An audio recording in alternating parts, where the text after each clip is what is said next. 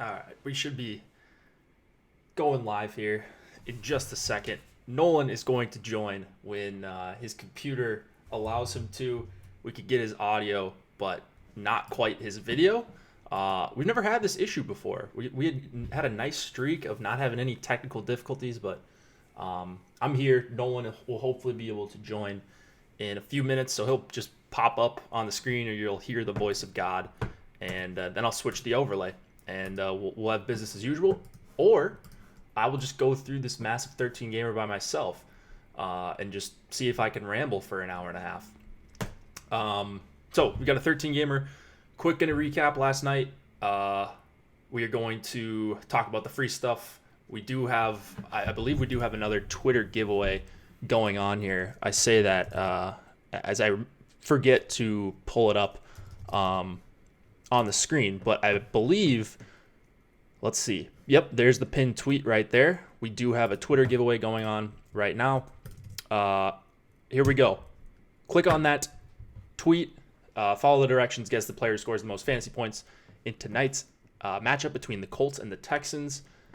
Pretty simple. You can win a Osmo Plus NFL season pass. So go do that. That is first bit of housekeeping. Here comes Nolan. We're just going through the housekeeping. How's it going, man? What's going on?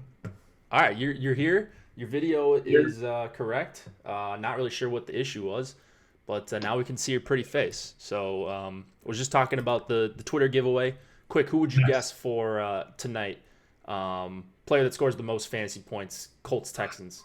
We got to throw in some game. Oh, Colts Texans. Mm-hmm. Oh, NFL giveaway tonight. It's Thursday, right? So oh my God. Thursday So night football. The problem is like game theory. It's like it's going to be like three guys, you know? Yeah, exactly. It's DeAndre, Deshaun Watson, right? Who's your sleeper?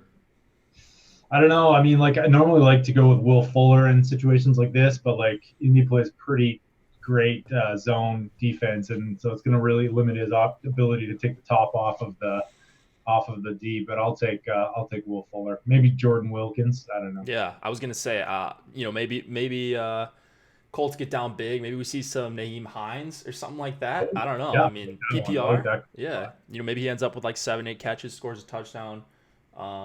And maybe you bink that by yourself if you guess that. So I'm not going to guess it, but someone can steal my guess. Feel Jake's free. Saying Naheem Hines in the captain spot tonight. Yeah, wow. Exactly. I'll probably have some lineups like that. If you're playing Showdown tonight. If you are playing Showdown tonight, Osmo's top Showdown and single game plays for DraftKings and FanDuel are free today as well. So try that out. Really cool tool we've got. If you like the Top Stacks tool, it's not updated right now, but once it does get updated, it's like the Top Stacks tool, but for Showdown. So we keep coming out with new stuff that you guys demand, and you can give it a try for free today for the Thursday night standalone game, NBA DFS live blog from Osmo himself. Also live today, short NBA slate, but if you are playing, it's at least worth checking out because it is free. This is a peek behind the paywall as we give you each and every day with different sorts of stuff. We're presented by Yahoo Daily Fantasy Sports. We love playing on Yahoo because of the low management fees. You see under 11% for this $12 tournament they got going on tonight.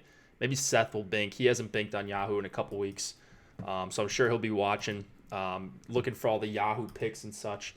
But go check out their NBA contest as well if you play NBA over there. Like I said, it's a short slate, but for shorter NHL slates, if you watch the show and you play both, I think Yahoo's a great place to play NBA over there. $5K to first in their $10 per usual. And then they've got some Thursday through Monday contests going on tonight for Yahoo in NFL. And, check out the Sunday contest because the Baller is their biggest tournament of the week. 20K to first. Pretty nice payday, and the flat payout, once again, management fee just over 10%. Can't get much better than that around the industry. About 2/3 of what you're going to pay on DraftKings and FanDuel in rake. Even less than 2/3, actually. All right, man. Let's quick go through lineup study. How did your slate go? Oh, not as good as yours. Did you end up playing last night? I did, yeah. Okay. Yeah, I had some. Actually, had some pretty good lineups, but just couldn't crack into that top range. What about yourself? We were talking a little bit about your strategy going on in these two game slates before we got on air here. Looks like you're running mainly 3-2-1s, or What's your kind of general takeaways for people next time we have a 2-gamer? Yeah, I think a lot of 3-2-1 is what I like to run. Not necessarily full 3-man double stacks on a 2-game slate. I see some pros do that, and it might end up there by accident for me. But for a lot of my lineups, most of my lineups are 3-2-1 on the shorter 2 and 3 game slates. So dollar bill edged me out. So we got to give some props here. He ran out Howden with Panarin, Kakko, Carlson, Ovi, Kuznetsov. We both had those three. Just a little bit of different rangers. He had Boro, 7.5% ownership for the Ottawa defenseman. Craig Anderson was the key in that, and then Lemieux. So a 3-man Rangers 3 with Panarin, and then all the studs for the Caps. And that's Ovi, one thing I noticed. That line was going a little bit underowned, according to our projections. At least that Kakko line. So I tried to stuff that in. Yeah, exactly. And then one more question for you: are you using, when you do these 3-2-1s? Are you, like, when you're crunching, are you using power play 1 stacks too? Like, are you incorporating those into the 3-2-1, or are you just even strength? Like, they'll get in there. I don't necessarily take like all 5 guys from a power play, but like I might have like 4 out of the top 5 if I'm doing a 3-2, and the 3 and the 2 are both from the same team, because I'll allow for that. Fantasy Cruncher allows for that. So I have no issue with that. It's just like I want the even strength correlation, and then you just got to hope things kind of go your way. And they did go dollar bill's way. They did go my way too. Like, I don't want to act like I didn't run good there. I definitely ran really hot at the end. Got 2 assists on the final goal of the slate. I think it was a Howden goal, and then I had the 2 assists. I think it was Kreider and Butch. So needed like one more shot. And at the same token, like, if Carlson would have gotten one more shot, I probably would have got knocked down to like 4th or 5th, and it could have been a really frustrating night. So yeah, I was in first there. That's for all right. a while. You've been running poor for a little bit, and now you get a little luck your way. Yeah, so exactly. All it takes is only a couple. So I've had a couple nice run good nights the last 2. Dollar bill beat me by 1 Carlson shot.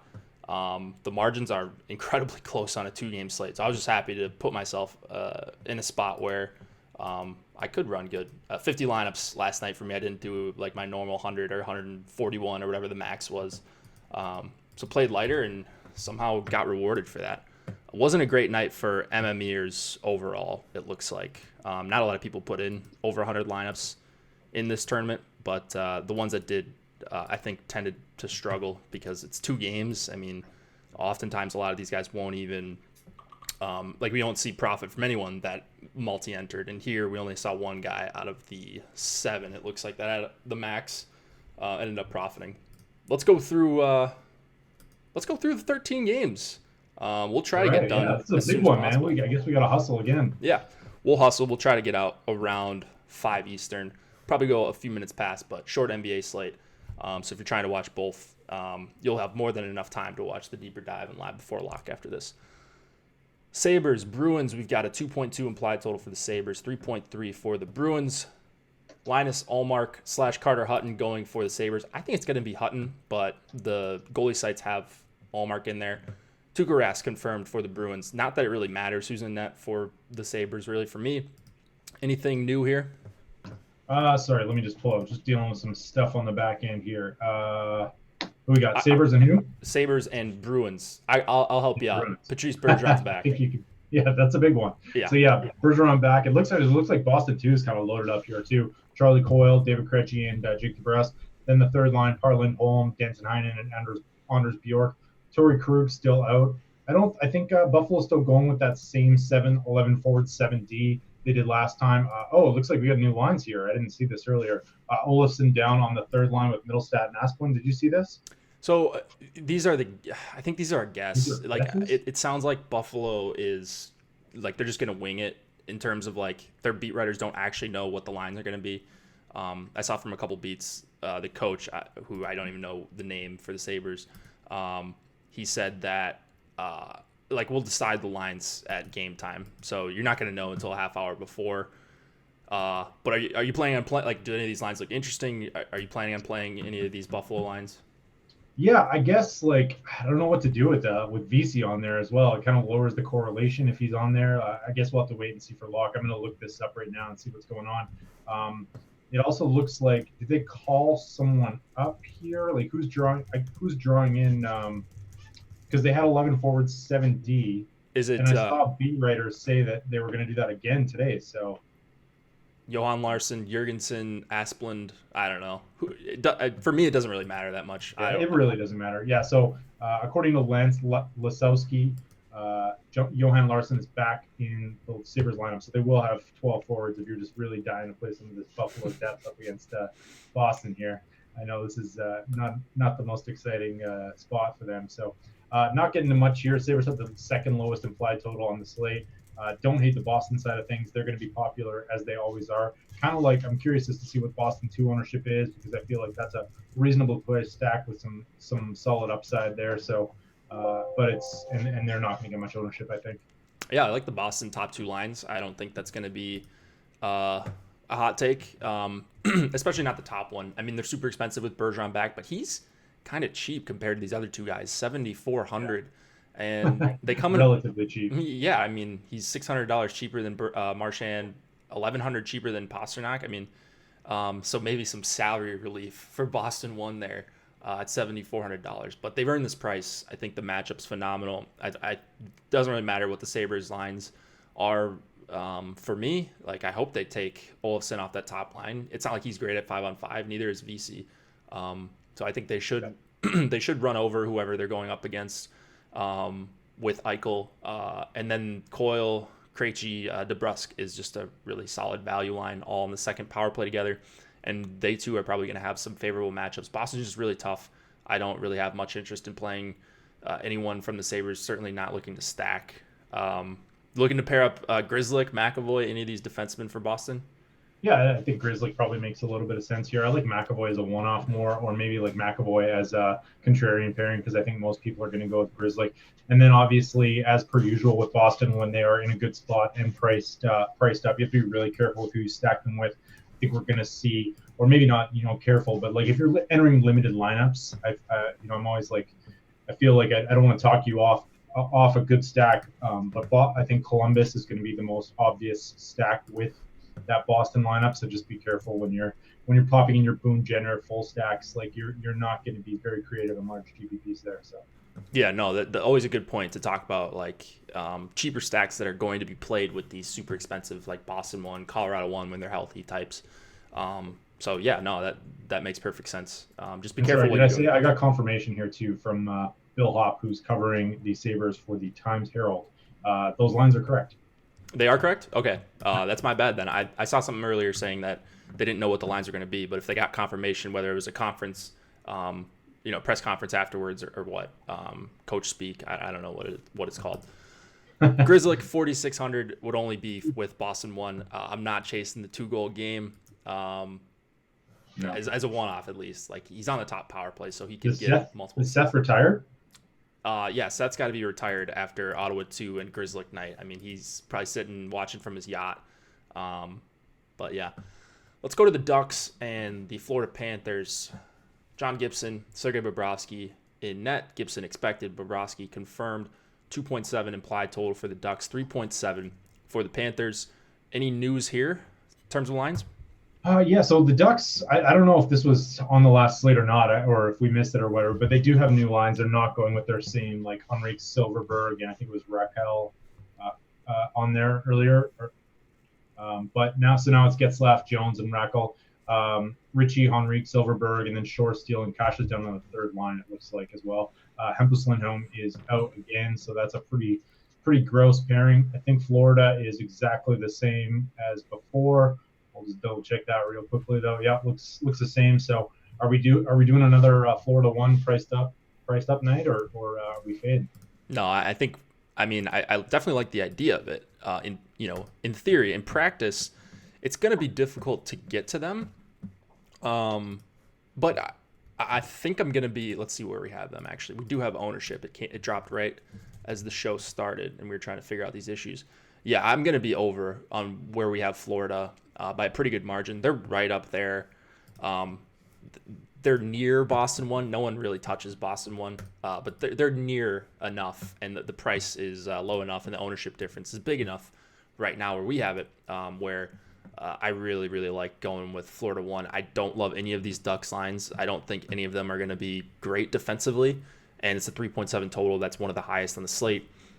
Stacked top line. I like the second line too. Like there's a couple teams where I'm heavy on both of their top two lines or three lines, depending on the team. And Florida is definitely going to be one of those. Like I'm probably going to be over on all three of their top lines.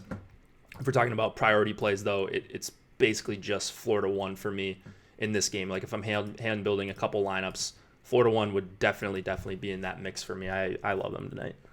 Yeah, I think in Florida 1, when you factor in ownership, it's just a better play than Boston 1 tonight. I think you're basically the lowest guy on Florida 1 is going to be Dadonov at around 3%, and the lowest guy on Boston 1 is going to be Marchand around 10%. So you're pretty much just guaranteed. Like there's no scenario in which Boston's three times on this slate is three times more likely to outscore Florida 1. So yeah. Or to be the highest scoring line on the slate. No, you said that right. I mean, and we know what you're saying. Even if I do that all the time. Like I say something, I'm like, well, you guys know what I mean. You don't have to be perfect exactly. On here. But I think the third line actually is pretty good as far as third lines go, and they're going to go up against the Ducks. The Ducks are giving up a bunch of shots. It's really Gibson and net. I'm not quite sure. Have they been not confirming him until right before game time? Or maybe it's just been the late game. I have noticed that this year for sure, but okay. I don't know if that's a thing tonight or not. Okay. Yeah, I was just wondering, like, do we all of a sudden see Ryan Miller go tonight? Like, maybe it's possible. It's really possible. Are they playing tomorrow? Let's see. There's only a couple games tomorrow. Let's quick check. They do not play tomorrow. It's the Penguins looks like they're going to be the only team on the back-to-back tomorrow. So, I think Gibson. Should be Gibson. But nonetheless, I really like the Florida side here, and I'm not crazy about any of the Ducks lines. Looking through my crunch here, that's going to be close to where I'm at.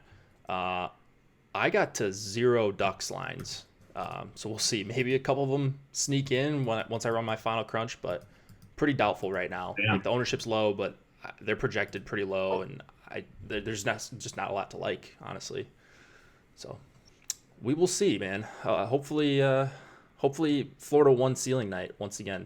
Yandel Ekblad. How do you approach your Florida stacks? Because I know that I've seen in the past, or some pros do put like Hoffman on there instead of Dadonov or Huberdeau out for the power play stack. Do you ever do any of that? Like I feel like Hoffman is the perfect kind of contrarian add to those stacks, though I don't think you really need to get there tonight at just 3% ownership. Yeah, on a shorter slate, I would definitely look to like mix in Hoffman and take off Huberdeau or Dadonov, probably more likely Dadonov, but on this slate, it's probably just going to be even strength stacks for me. So I'll just take the chance that Dadonov scores a goal or, has a multi-point game.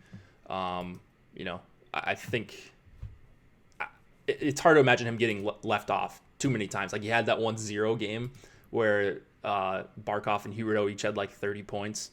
But outside of that, like he just correlates so well. I don't really see the need to go down to a Hoffman outside of just saving money or forcing in power play stacks. Yeah, that's fair. Yandel 5,500, pretty gross price, but he is playing big minutes. And when I am running like 4-man power play stacks with Florida 1, he'll just get dropped in there a couple times. But by no means a guy that I would get to if I'm hand building a bunch of lineups. Agreed. Yeah. He's expensive, but and I certainly wouldn't one off him. I do like if you're gonna one off. I do like Hoffman tonight a little bit. So. Yeah. If you're one offing, also, you just need to mention more like one off guys like Kasha at 4,500. Maybe getting the softer matchup against the Florida depth. He's just better than a $4,500 player, even if the situation isn't optimal tonight. Hasn't done much this year though. I know, kind of disappointing, but they need to go Getzlaf with Raquel and him.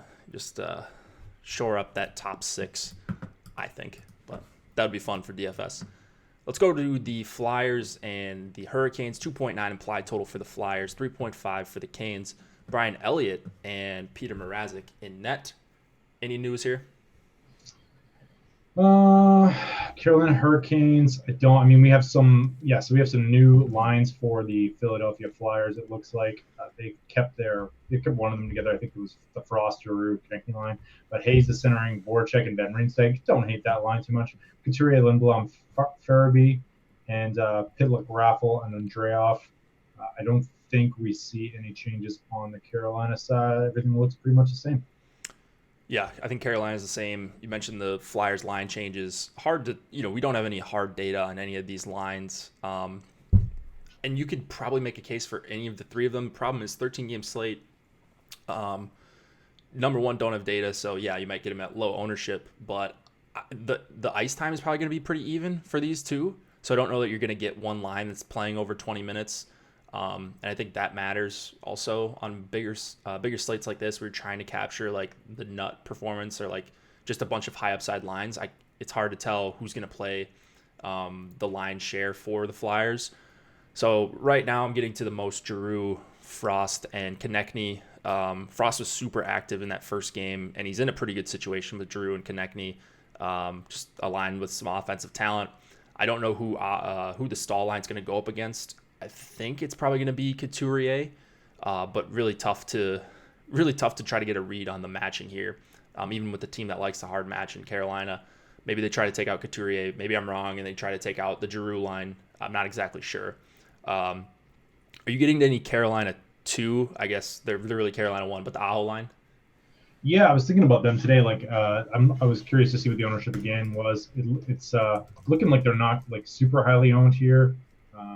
We have them at it's another one of these pay up to be contrarian spots, and I was kind of overweight on them when they were in Chicago at 2% the other week, and now they're at about the same. And we've been kind of hesitant to play Philadelphia a little bit this year, but I think they're starting to regress some, and their goaltending's bad. So I got no problem going to Carolina at that ownership tonight, and they have the second highest implied total of the slate. So that seems like a really smart play to me. Yeah, their goaltending is bad. Starting Elliott tonight, I mean, he doesn't really have much. So it is a pay up to be contrarian spot. The problem is, even still with these numbers for Philadelphia this season, even baking in some regression, it's just really tough for me to get to a ton of Carolina here, especially at this price. If they were priced more in the mid tier, I would take a bunch of stabs at them. And I like Carolina 3 as well. But I'm probably going to be left out of the Aho, Svechnikov, Teravainen line if they do go off. They're just not quite making the cut for me, which is brutal. It's a line that I love. They haven't been as good as I want them to be at 5-on-5 just yet, but I think they're going to be awesome here. I don't know. It's not a game I'm getting to as much. The numbers I like to look at still say Philadelphia maybe isn't that bad of a team defensively. Yeah. Hamilton. Fair enough, man. Well, the good news is you don't need much to get overweight. So yeah, exactly. 13-game slate. I mean, you're going to have to pick and choose your spots. You can't really play everyone, even though I always joke about it. I don't know if I'm actually going to get to any Carolina 1, which is worrisome. Anything else here? Other lines you like at all? No. I mean, actually, I take that back. Yeah, I like these Carolina 1 and 3 as filler stacks. I really like Carolina 3 at almost no ownership. I feel like that's a pretty underrated line, and it's really cheap. So I will have a few shares of them, and I'm guessing they're one of those ones that pair well with the Bruins. Like Walmart, 0.2% ownership reduction. That's just insane to me. So definitely we'll have some of that tonight. Yeah, there's, a decent pairing if you're going with, one of the big lines, McDavid or Bergeron. That's long term. That's how you win a DFS. You fade the 13% owned Columbus 3, right? And you play the 0.2% owned. Yeah, or just play a bunch of different lines. Yeah, just play a bunch of different lines that are lower owned exactly. with the similar stacks, right? Hamilton is really the only guy I'm looking at on Carolina, but a little bit overpriced. He's priced near Yossi. I'm probably going to end up passing on him. There's just a bunch of guys I like for cheaper. So probably no large shares going to Dougie for me, I should say. Ready to move this one on? Let's do it. Detroit, Columbus, we got a 2.6 implied total for the Red Wings, 3.4 for the Blue Jackets. Jimmy Howard, I've got in there. I don't know if it's going to be Howard or Bernier going up against Korpisalo. Do we have new Columbus lines? I can't even remember. They switched so often. Yeah, I think Foligno's back from suspension tonight. I think that's what it is. So Foligno's back in, and I think Riley Nash is out. So it's Pierre-Luc Dubois between Bemstrom and Milano. That's the same line. Jenner between Bjorkstrand and Nyquist. Texier, I always say his name wrong. God, it's driving me nuts. Texier? Texier. I know it's wrong. Foligno, Atkinson, and then Wenberg, Anderson, Robinson. So kind of similar. Detroit looks like they're doing the same thing, though. Mike Green is out tonight as well. I kind of like Hronek on the other side of things there. I feel like he's been underrated and getting lots of ice time. And then this Detroit line has been priced up like crazy. I don't know what happened. I don't know how you go from like $3,000 less for a home matchup against Ottawa to a road matchup against Columbus, but here we are.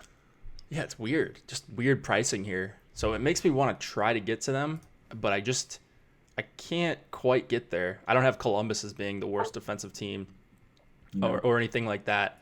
So just a really tough price to pay for them when you've got Florida and Boston here. What do we have for like Larkin's ownership? Really low. So it's about 5%, but Mantha's about 2% and Bertuzzi. So yeah, but I mean that's still like almost 5% for Larkin. That's still higher than I would have expected at this price. Yeah, that's true. I don't know. I'm probably going to be left out of Detroit tonight, which pains me because they're one of my favorite lines to play, but it's just not the night for me when they're getting similar ownership to like a Florida one, and maybe Florida one ends up higher. But even like Pittsburgh or someone like that, that's just as low or lower, I'm probably going to end up elsewhere than Detroit one. It really doesn't have anything to do with the matchup.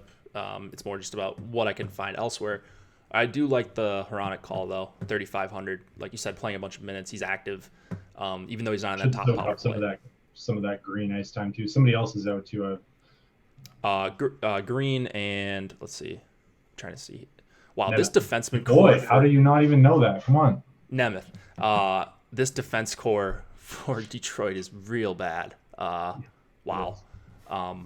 So this it makes me the first lineup I built I usually look at the slate the night before and build a couple lineups, and I got like Atkinson, Foligno in the general line, but now we've over the course of this season it's been profitable to fade the really chalky Columbus Blue Jackets. Eventually that's going to end, but I'm wondering are you going to go back to them tonight? What are you going to do with these really reasonably priced Cam Atkinson? We have projected as the highest owned winger on the slate. To me in that spot, I'm going to come in underweight no matter what, even though it's a good play. Yeah, it looks great on paper, but everybody can see that, right? These guys are cheap. They're all on top power play. But are they really that much more likely to work out than, your average second line? I don't know. Such a good Detroit's been bad, So they've been bad for sure. Bad and no, so, I get the appeal. This is if there's ever a spot for it, but I'm just worried about getting duped on a 13 gamer, which you normally wouldn't. But why is this line 9%? Okay, because we got Florida 1, Edmonton 1, and Boston 1, and that's going to be the popular pairings with them. So maybe you leave someone off or do something different. Just be aware. You might be a 1v1 away. You might get duped. I'm seeing some lines that have a pretty good chance of being duplicated, which is crazy on a 13 game slate, but it's probably going to happen. For sure. And so I'm trying to eliminate those, and a lot of those are actually this Jenner line. So I'm actually getting to, let's see, where did I get to Foligno when I factored in ownership? Yeah, they're really low too. I mean, they're really low for me, I should say. They're getting some ownership, Texier, Foligno, and Atkinson. It's just going to be a little bit too chalky for me to play a bunch of them. So I'm probably coming in underweight on all of the Columbus lines and just underweight on this game in general outside of I love Werenski for 5,400. So that worries me a little bit about trying to get off of the Columbus lines, because if he does well, then you're probably going to get some decent production out of one of these Columbus lines. But I am one-offing him a lot. I'm also one-offing Seth Jones a lot. I like it. Would you go Hedman, Yossi as only one-offs? No, you could play both of those guys with power play stacks for sure. Yeah, those guys are studs. Play them as one-offs. Play them wherever you want, wherever they fit. Honestly, especially Yossi. It's my boy. Yeah. Did we miss anything in that last game? I kind of just scrolled past it, but Detroit Columbus. Yeah, I think we're good. No. Do you have a preference for these high-owned filler stacks, or you just if I had to choose, it would probably be Foligno. They're a little bit lower owned. The Foligno, Atkinson, Texier line.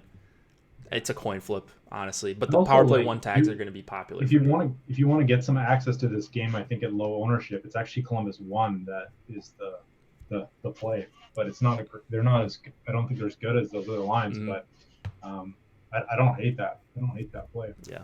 If I get burned by Columbus here and one of their lines goes nuts, like I'm okay with that. If they're going to be one of the more popular lines, like value lines, like value drives ownership, right? And so they're a good play, but when you factor in the ownership, they're less good of a play. I think all of them. Pittsburgh and the New York Islanders, we've got Matt Murray going up against Thomas Greiss. Not seeing anything crazy changing here, but correct me if I'm wrong. Justin Schultz, game time decision last I looked. So it looks like I think he's leaning towards not playing.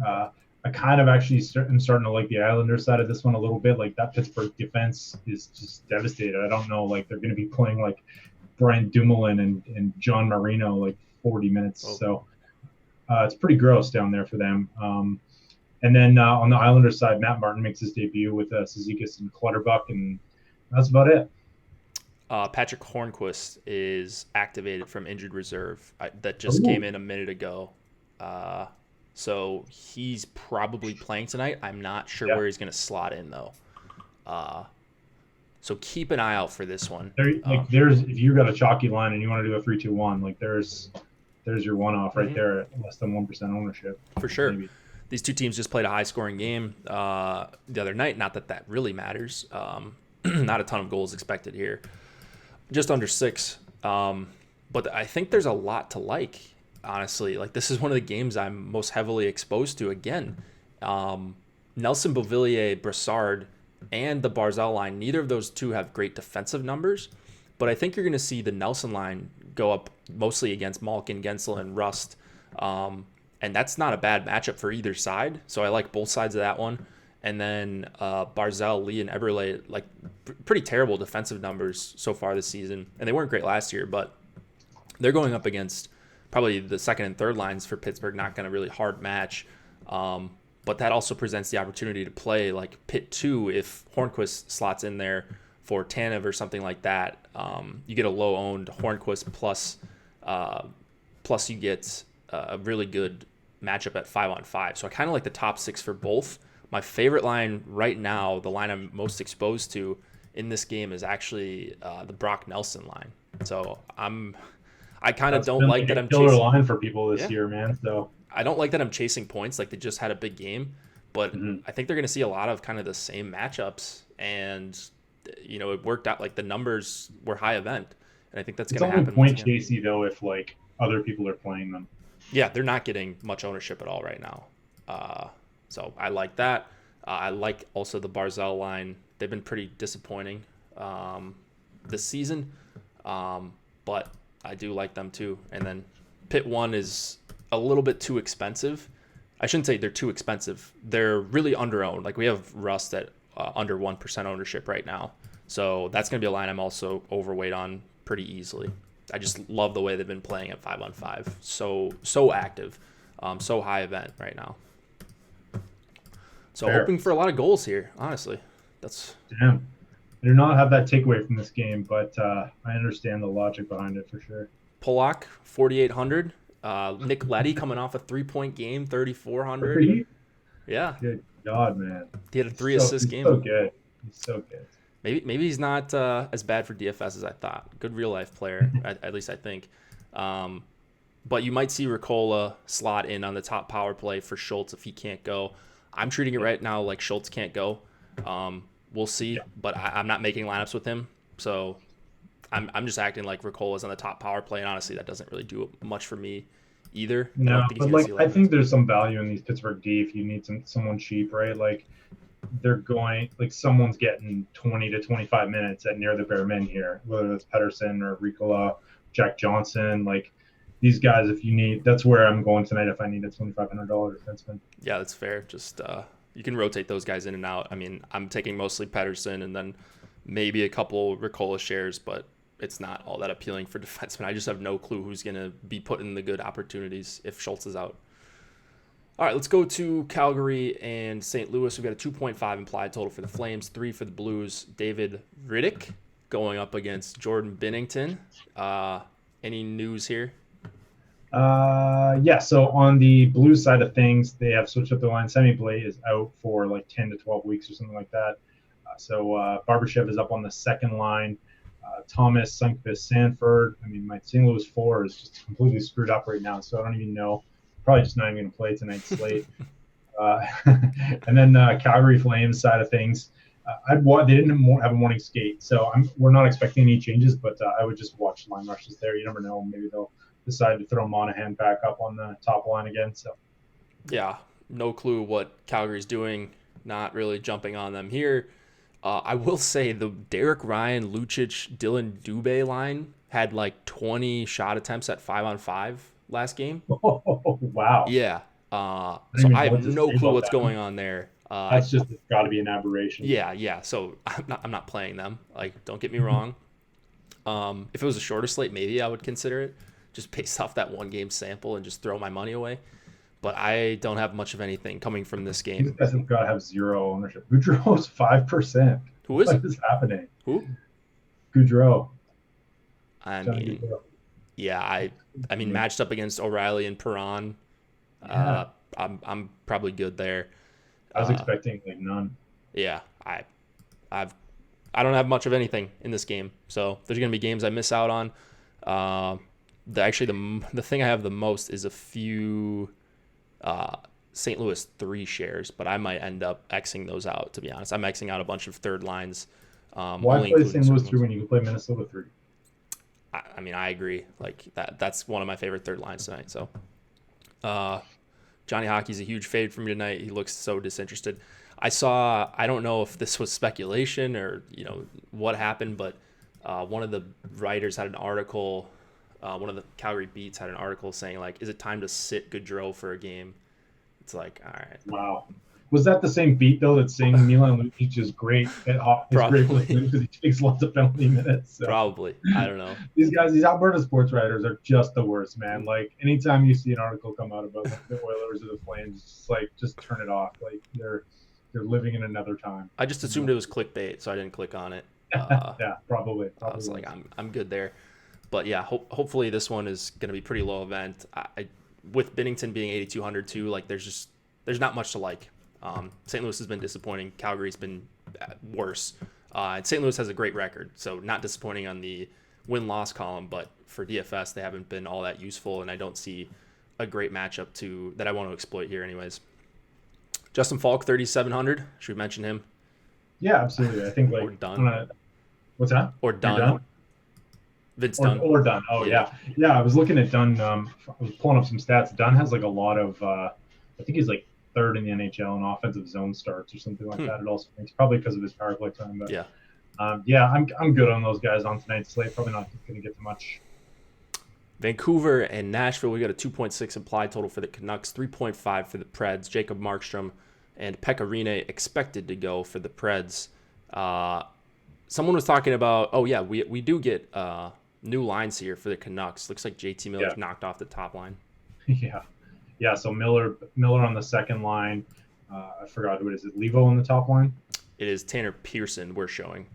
All right, Tanner Pearson on the top line, and sorry, I'm just going to put it up here. I think that's pretty much it. I think it's just Zach McEwen as well as in for Sven Baertschi. So he's on the second line. I don't know, like Zach McEwen, kind of like he had like a really nice like half season or something in the AHL, but I don't know, like not exactly super exciting here. So kind of like probably if I was playing Horvat, it would be just a one-off, but I'm assuming we both like the other side of this game. Yeah, I was gonna say, guess who my favorite play is here. Yeah, I mean, they kind of seem to be like in a little bit of disarray right now. They've lost 3 or 4 straight. I think reality's catching up with them after their like really weak strength of schedule, where they played like Detroit twice, the Rangers, the Devils, the Kings. Like they just had a really, really weak schedule, and now it's starting to show. So yeah, so I don't think they're great, but I think the matchup against Vancouver isn't too bad. And it's just a line that the numbers have lied, I guess. They do put up a decent amount of points, but it seems like they never come in bunches for Nashville 1. And then this Nashville 2 line has been really good as well. Yeah. So I mean, I like the top six. Like I mentioned, this is one of those teams where all my exposure is basically coming in on one side, and it's going to be Nashville 1 and Nashville 2. Nashville 1, they're not quite a priority play for me. I wouldn't say like they're not going to be one of my top 5 exposed. It looks like they're getting decent ownership, but they'll be in the top 10 for me. So if I was 20 maxing tonight, they would be right on the fringe of lines I get a piece of tonight, just to give people some context. I was expecting higher ownership in this, to be honest. So like I'm okay playing them at where they're at. What have you done for me lately? They've been really bad, actually. We get to lose money on them all over again.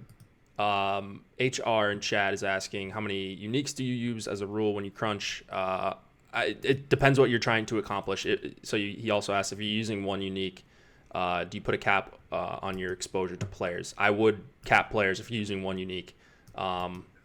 I used to do that. I prefer just using 4 uniques and then adjusting but yeah. It depends on how many lineups you're crunching, how much time you have too, right? Yeah. If you're doing 150, that might not be a viable strategy. Exactly. I like 3 to 4 to maybe even 5 uniques on a slate like this, depending on how many lineups you're running. So like the more lineups you run, I would run maybe down to 5 to 4 uniques if you're running 20 compared to 100 lineups or something like that. If you're running 150, I'm going to have I do want some overlap. Like I do want to play what I think are the best plays a lot more. So the more uniques you play, the more spread out you'll be. The less uniques, obviously, the less spread out you'll be. So yeah, I like 3 to 5, usually 3 to 4 for me. But yes, hopefully that answers your question. Yossi at 7K, he's expensive, but he's my guy tonight. He's right now my highest owned defenseman, and I'm not really that worried about it. No. Like he's just been so steady. Even when the Preds haven't really been performing well, he has been individually. He can do it without getting on the score sheet multiple times. Like even if he only gets 1 assist here. Game. 14 fantasy points, 0 points. Yeah, he's just an absolute stud. Yeah. Playing monster minutes, like top power play with a line that I like. It's just so logical for me to be heavy on Yossi. So he'll be probably my highest owned player on the slate tonight, and I am very excited about that, as always. Anything on the other side you like? Do you like any of these new Vancouver lines? No, I'm good. I don't. Yeah, I've got Nashville being a really tough matchup despite what Chicago did to them. When they're at home, especially, even though they don't do a lot of hard matching, not sure it's going to be a great matchup for either the Horvat line nor the Pearson line either. So those would be the 2 I would be looking at, but on a big slate like this, I'm going to be mostly just on Nashville. Colorado and Minnesota, we've got Philip Grubauer and Alex Stalock in net. 2.9 implied total for the Avs, 3.1 for the Wild. New Colorado lines, maybe new second line, I should say. A little bit, yeah. Tyson Yost was possibly going to – looks like he's out tonight. I think he's been officially ruled out. Nichushkin with Kadri and Comfer. Nito with Belmar and Menga. And Kamenev centering Tynan and O'Connor. So pretty much for me, it's just going to start and end with Colorado 1 on this side, and then get into quite a bit of Minnesota as filler stacks here. I think it's probably going to be a pretty common crunch, but I do like the Minnesota 3 has been just getting a ton of ice time lately. So I don't hate using them as well. Yeah, I think they're actually going to see a lot of time against McKinnon. They've been seeing a ton of ice time against opposing top competition. You have a clear top line with Colorado here. This would be a good time to give them extended run on home ice. So I don't know who necessarily that comes at the expense of, whether it's the Koivu line or the Stahl line, or they kind of see equal time between the top 3. But actually the Minnesota third line is one that I like. The only thing you don't like about them is they're not getting power play time, so they need to do it all at 5-on-5. But the McKinnon line got crushed at 5-on-5 in their last game. I don't remember if the results were – I think the results were actually really good, but I think it was 11 to 25 shot attempts for compared to against. They play a ton of minutes, so you would think if they're trying to match up the Eriksson Ek line against them, that's just extra minutes at 5-on-5 against a team that's not great defensively. Give me some Minnesota 3 as a filler, one of my favorite spend down lines. After that, between the Stahl and the Koivu line, it's really difficult. Neither line has great numbers. I'm actually a little bit more on the Koivu line tonight for what it's worth, but they're going to be just secondary plays for me. I don't have really anything I'm prioritizing here outside of I just like McKinnon because he's just plays so many minutes. He doesn't necessarily have to be efficient with his minutes, and they correlate fully. Yeah, I agree.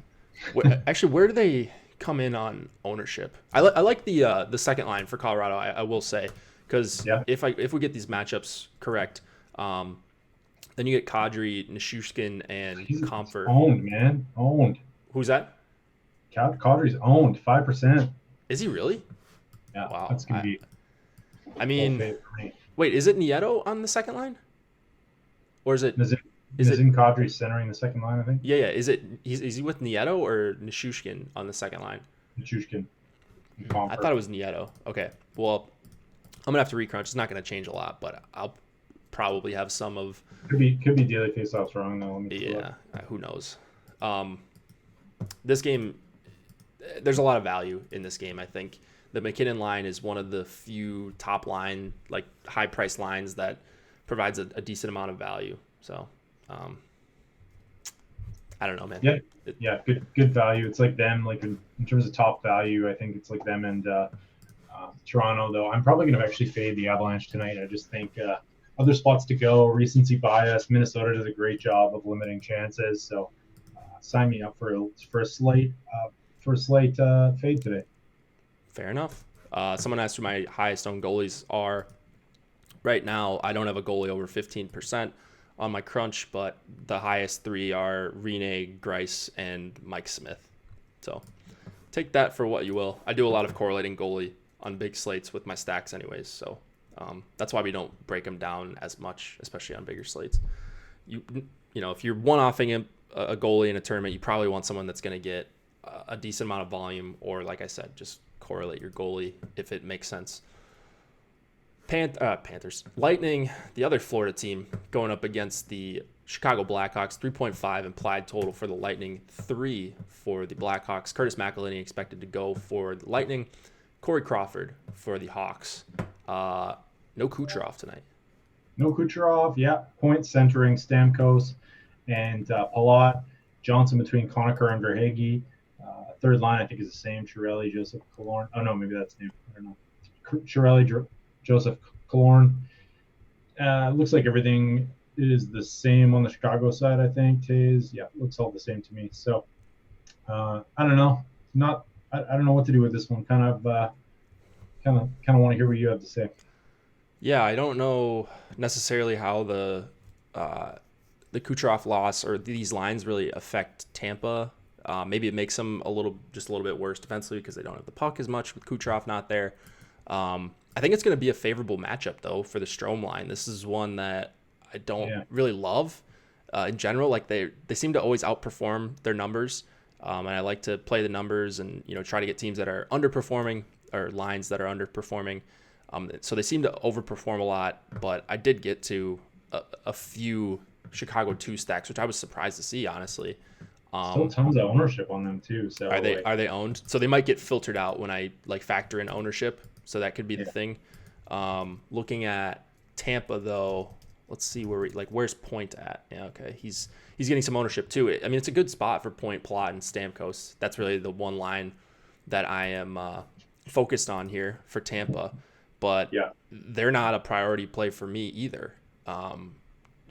It's just I like some better spots here, which is weird to say. Like one of the best teams in the league going into Chicago with a massive total, a team that I think is terrible defensively, but no Kucherov does make quite a bit of difference for me. So I'm probably going to be underweight on a lot of stuff here.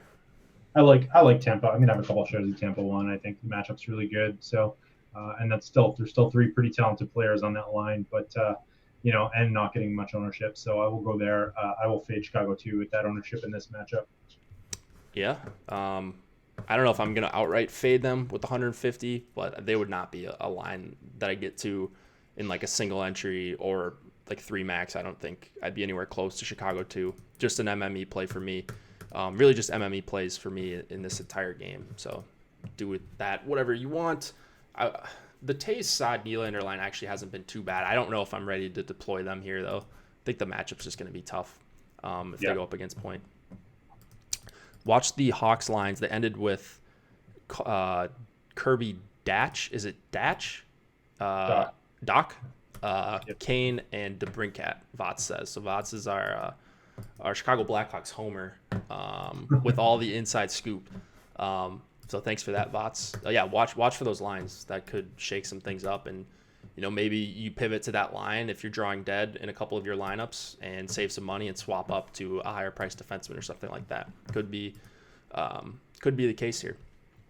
Any defensemen you like? Keith, Gustafson, Hedman, Sergachev?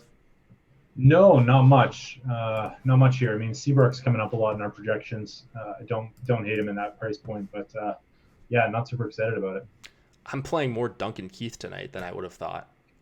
He's not great, but he hasn't got on the score sheet lately. Like maybe running a little bit bad there, but playing 22, 23 minutes per night. He's probably the guy you want to go to if you're playing Chicago 2. I think if Chicago 2 has a decent game, Keith will likely be in on it. So it's just a guy that's at a decent price at under 4K. He shoots actually an okay amount, more than I thought when I moved a bunch of numbers over for accounting more for this season. So he hasn't actually been as bad as I thought. So playing some Duncan Keith. You're pretty much banking on an assist there, though. Yeah, he's not going to be scoring goals. Those days are long gone. All right, let's talk about it. Let's go.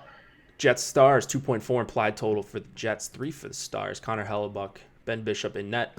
What do you like here for the Stars? I don't know, man. I don't know what to do with this team. Burned me last night after I said I was never going to play him again. So, the Dowling Benz again line got about a 27% 5-on-5 share, and they did not shuffle at all last game. So, the Gurionov line as well, I really like the Pavelski, Radulov, Gurionov line. Gurionov has been amazing this year, apparently. There was somebody shared a graphic on Twitter about his high danger chances and scoring chances for and against when he's on the ice, and it's just like nuts. So, kind of a sneaky guy to maybe get in on a little bit early. I'm still a little trepidatious, but this Dallas team is hot. Ben is hot. Winnipeg has terrible defense, and so I might just have to play them tonight. I don't know. Talk me on or off them, Jake. I like them. I like especially that they stuck with their lines last game. Now that doesn't necessarily mean they're going to do the same here, but obviously more likely to after coming off a really nice win where they actually scored a bunch of goals. They have a talented roster. When you talk about offensively, like Radulov, Pavelski, Seguin, Ben, that's a pretty good place to start if you're going to get contributions from Gurionov too. Like he's been solid this year. He's actually popping for me, especially looking at the high danger chances. So under 4K playing with 2 solid line mates in Pavelski and Radulov. I like the second line. It's going to be a pretty balanced attack for me for Dallas though. Like either line that you go up against, we're talking about the Jets top 6 is fine. I would like to go up more against Scheifele, Connor, and Laine if I'm playing, if I'm stacking against the Jets. It's probably not going to be a hard match. You're going to see both of Dallas's top 2 lines. We'll see some time against them, and then probably the Faxa line. We'll see some time against Scheifele, Connor, and Laine. So I don't think you need to play the Faxa line or anything like that, but it does open it up at the very least for both of these Dallas lines. So no strong lean towards either one. When I'm caught in the middle, I usually go with wherever Seguin and Ben are, and that would be the Dowling line. The problem with that is just the power play correlation isn't great with those 2 guys. Yeah, that's the big problem as well. Correlation is really tough here. So Radulov not getting any ownership though, but he's one of 5 players in Awesome's rankings that gets the A for points and the A for value. So I do like him as a one-off. I just like the Dallas second line. I think is going way under-owned tonight. So I'm going to be. Yeah, they're saying the stream died. So weird. Maybe the basketball guys took over. That's very possible. Let's see. I think we're back. We might be back on now. Now that I'm looking at it. Let me see here. Let me confirm. All right, we're back. We're back, Vot says. We back. All right, everybody says we're back. We're back. We're back. All right, cool. Not sure what happened there. Probably something to do with maybe the basketball guys were going live or something. They forgot to switch something over. Frank says basketball enough for another hour. Oh, could have been just something freaking out. Like we've already had tech difficulties already today. We're already past the threshold of our time anyway, so might as well just finish out this stream. Yeah, rapid fire. Let's go. No, we're good. RG hack. That's a funny comment. Yeah, but I do like Dallas again. It feels a little point chasey after they had one big performance basically the entire season, but just a lot of value on both of the top two lines, and especially that second one when you talk about their projected ownership. So I agree with you here, man. I can't talk you off Dallas as much as I would like to. I'm playing them and hoping they are on the brink of an offensive breakout once again. Winnipeg stinks defensively. I will say that. Yes, they do. But Hellebuck's going to see a lot of volume. So if you're looking for a goalie play, one-off goalie play that might see some volume, as he always does, against a team that hasn't been able to score for much of the season, 7,100 for Hellebuck. He's had big performances. He's played well recently. There you go. Toronto, Arizona, we've got 3 implied total on both sides. Freddie Anderson expected to go against Darcy Kemper.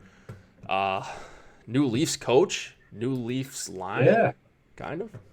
Are you on Team Mike Commodore or Team Mike Babcock? I don't really care. Whoever makes DFS more fun for me. Whoever plays Matthews more. Well, then you're on Team Commodore, I think. Okay. I don't really care. I don't get into the drama. Who are you on? Oh, Commodore for sure. I don't like Babcock. He drives me the wrong way. Fair enough. Yeah, I mean, I think he's overrated. Fair. That's fair. Yeah, he needs to play Matthews more is the thing that all the Leafs people say. Exactly. And Tavares for that. I don't like anyone that criticizes analytics either. Yeah, like Matt's wrong. But what do you like here? Anything?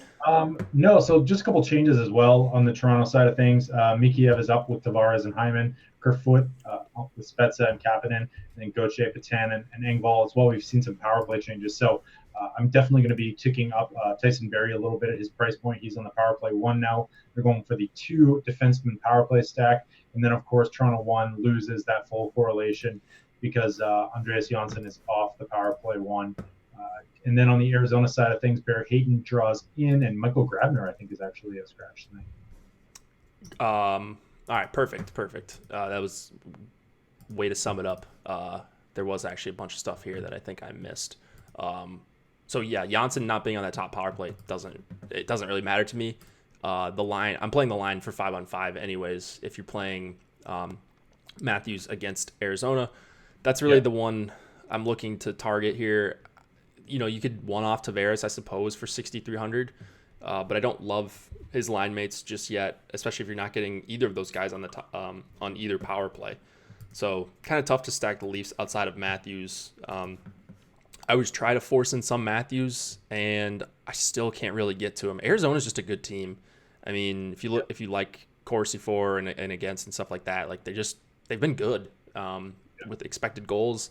And like, you know, the one thing I can point to and say, all right, maybe you play Matthews at low ownership outside of just the narrative. Like, I don't really care about that new coach or whatever. They play hard for this guy, but maybe they see some time if Arizona is ridiculous enough to play the Richardson line some against Matthews, Janssen, and Nylander. They've done that in recent games against opposing top competition, and the Richardson numbers you would expect to be pretty bad. And so, you know, maybe if they try to hard match there early in the game, you get a couple goals out of Matthews, but just really expensive for Matthews in what is probably not going to be that great of a 5-on-5 spot.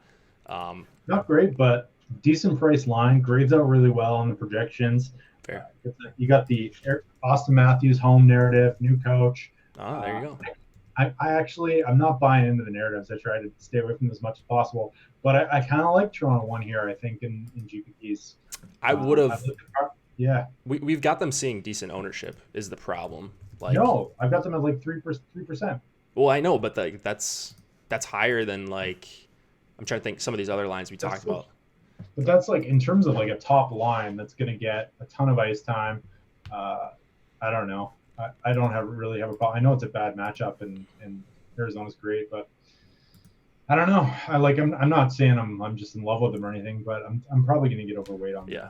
Like if I was going to see Matthews at like 3% or something like that, and a bunch of these other lines that I expected to see higher were lower, or I'm sorry, that I expected to see higher were actually higher in our projections, then maybe I would have like considered or thought I was going to get to a lot of Matthews. But right now I'm not really getting to any of them. Maybe like as well, we might actually see some more ownership on them just because they're in the news and you know it's the biggest market in the world and you know people are going to want to play that narrative. So it might actually not even be factored into our ownership that it's not as high as it would be. Slayer in Premium Slack says nothing will fix the Leafs. Aren't they like a few points out of the playoffs? This Leafs talk is just absolute nonsense. You miss Hyman, you miss Marner, you miss Tavares. Like they're gonna be fine. They're gonna make the playoffs. They're a good team. They're gonna stop playing garbage hockey. You know, every year it's not like they've fallen off since last year. If anything, they're more talented than last year. So they're gonna be fine. I don't know. I don't get it. On the other side, Stepan Keller, Hinostroza, Schmaltz, Dvorak, Garland, like do any of these stacks? Not getting there too much tonight, so I'm sure they're all fine. I don't know. Like I just prefer these Arizona lines on like smaller slates when I can get them at no ownership and like maybe one goal will suffice. But I don't know. I'm sure they're all fine. The Soderberg line looks like it's pretty good. They all look pretty good. You know, that's the problem with Arizona. It's really just choosing which one you want, but the advantage is you're getting almost no ownership as well. So yeah, I go back and forth. Literally no ownership. It's crazy. Yeah. I always go back and forth on Arizona, like which line I think is like the best, and they always jump around in price. Tonight, I'll probably have the most Schmaltz, almost none of the Stepan line, and then probably a couple shares of Soderberg with Kessel and unfortunately Lawson Krause. That's fair. I never can get a true read on Arizona when they're so balanced like this, and they're actually now a good team. Chychrun also priced up at 5,300, not listed on the top power play. You're finally proven right on your Chychrun love. Dude, I've been telling you. Yeah, this guy's a stud. But no, I'm probably not going to many defensemen here. Tyson Berry on the top power play. 4K if you wanted to take a chance. I like that. I think Berry's going to – there's a narrative I'm buying. Berry's going to try and stick it to Babs tonight. He's going to play 25 minutes. I mean, I would love to see him playing 25 minutes tonight if they actually were allowed to open up the offense a little bit. Sharks and the Vegas Golden Knights, Aaron Dell and Marc-Andre Fleury. 2.9 implied total for the Sharks, 3.6 for the Golden Knights. What do we got here? So totally new lines for the San Jose Sharks. Looks like Thomas Hertl is out tonight. Just kind of like full fading these Sharks pretty much, I think, with this news. Although, like, I guess you could play San Jose 1, but it's Couture, LeBanc, and Kane, and then Goodrow, Meyer, Marlowe, Thornton, Carlson, Sorensen. And then on the biggest side of things, everything's sticking the same. I did notice, too, like, I'm just kind of looking at some stats last night. I think one of the most snake bit guys in the league thus far through 20 games is Marcia Show. His chances for and his shots are still there, but his shooting percentage is down around 6%. In terms of guys who have had successful offensive seasons thus far, he's one of them, but his shooting percentage is like way down from his career average. So there's a guy I'm going to keep an eye on in the coming games for a rebound. So I do really like the Vegas 2 line here. And then as well, one thing I noticed, Nicholas Hague gets a ton of offensive zone starts. I think he's like tops in the league per game. So if you need a guy at really low ownership, and Shea Theodore also has some really good numbers. So I'm going to have to correct my stance on him a little bit. But if you want a guy that's super cheap, that might be super cheap, $2,500 one-off. There's another guy that I'm keeping an eye on. Yeah, coming around on Chychrun, coming around on Theodore. I mean, yeah, you're just going to love all my guys. You're just going to be playing Nashville 1, Dallas 1 every slate and just losing money with me. But, I mean, all right, so this is the other one of the games where I'm just like all over one side. Like, I think we're really good chance that we see a Vegas explosion.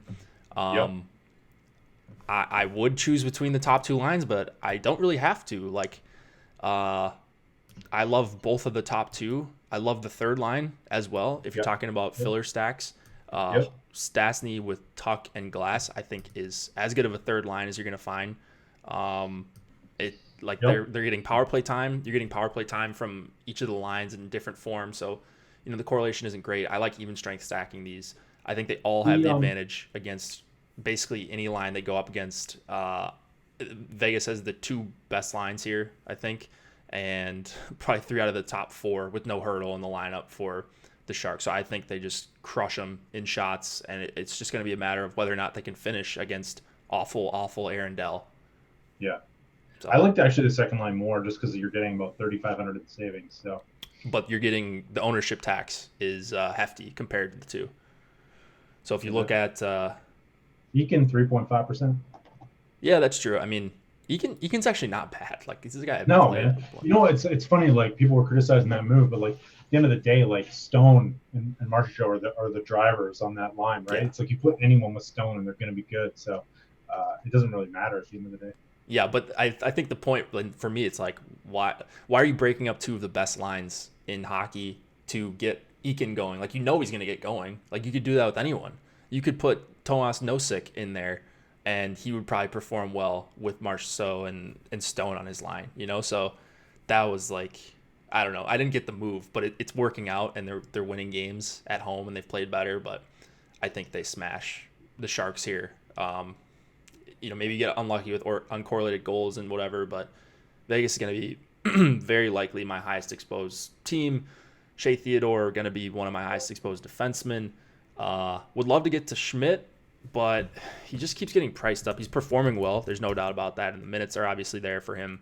But I think they're similar plays, and you're getting a discount on Theodore. So give me him for 4,700. And I think you can stack him with whichever line too. You've got a guy on each of the top 3 lines on the second power play with him. So yeah, Burns, Carlson. Do you like the Couture line at all? Yeah, I guess no.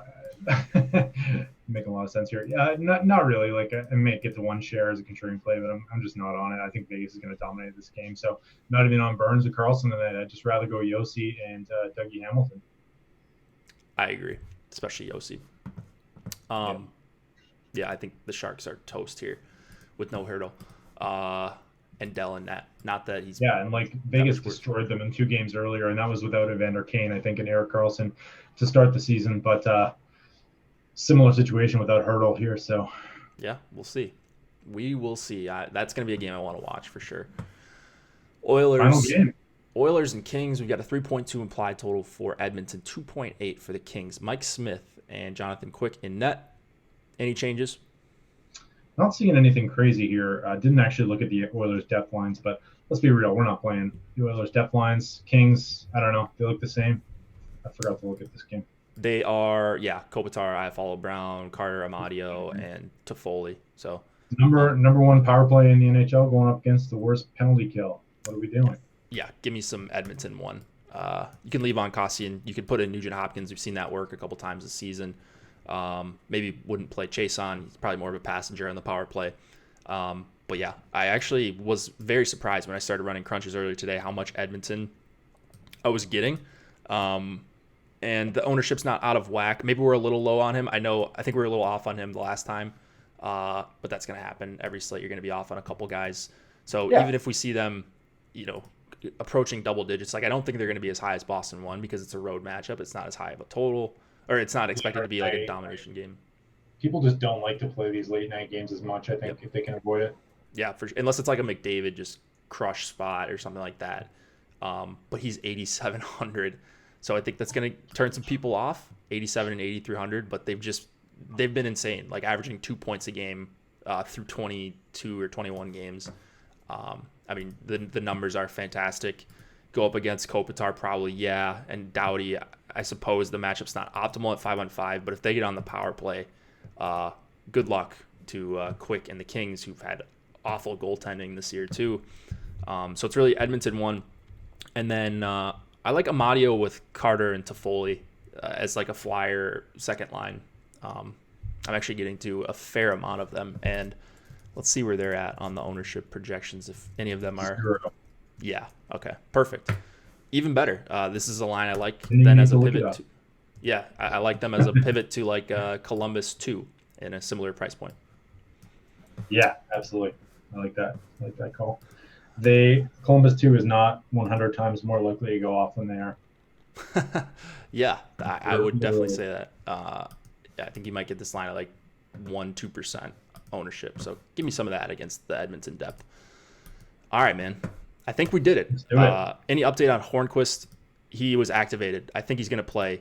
No Yeah. clue really where. Maybe that third line with Blandisi and let me go up to this game. Is it Blandisi and Galchenyuk?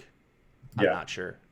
Yeah. That's just a guess. I have no clue. So you're gonna have to wait until 6:30 Eastern to get that news. All right, man. Let me quick go through the free stuff today. Osmo's top showdown plays. That is in the chat. Go use that if you're playing Showdown tonight. Are you playing Showdown? Oh, absolutely. Me too. All right, NHL projections. Those are free today. The ones that we're referencing, talking about Osmo's projections. I had a little bit of input in those, but they're mostly Alex's. So if you like that, go check them out. They're free today. Why wouldn't you? NBA live blog from Osmo himself, taking you through the slate, all the updates as they come in. Definitely going to want to check that out if you are playing the short NBA slate. And then what else do we got? Oh, shout out to Yahoo Daily Fantasy Sports. They're the presenting sponsor of the Osmo.com NHL DFS Strategy show. We love playing on Yahoo. Lower management fees, not necessarily playing against 150 lineups in almost all of their tournaments. Less pros. Yahoo's a great place to play. And that's really all I got. But I do need to ask for likes because that does help us continue to do this kind of content for free. Anything else, Nolan, besides asking for likes? That's all I got. All right, Thanks man. for stopping by. Yeah, let's do it. I think it's going to be a fun slate. So a lot of fun games to watch. We'll be in Slack. Hit me up if you got any questions about memberships or whatever. Promo code Hit the Ice is how you get 50% off your first month of any Osmo Plus package that is monthly. All right. Good luck tonight, guys. Tomorrow. 2 games tomorrow. I'll be back by myself. And then Saturday, we'll be back again. See you later.